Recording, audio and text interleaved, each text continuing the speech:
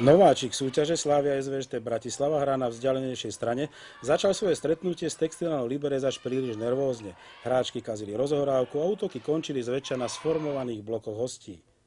Až po upokojujúcich a povzbudivých slovách trénerky Hildy Mazúrovej sa domáce prebrali.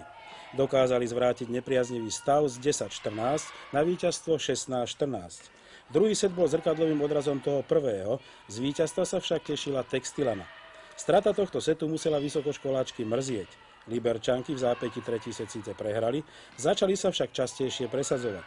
O víťazstve rozhodol teda tiebreakový set. V dramatickej koncovke mali domáce 3-krát výhodu matchballu, rozhodujúcu loptu však nezvládli. Slavia SVŽT Liberec 2-3. V 10. kole volejbalovej ligy žien sa hrali ešte 3 zápasy. Olomouc, Rudá hviezda Praha 2-3, Brno, Červená hviezda Bratislava 2-3 a Slavia Praha UK Bratislava 1-3.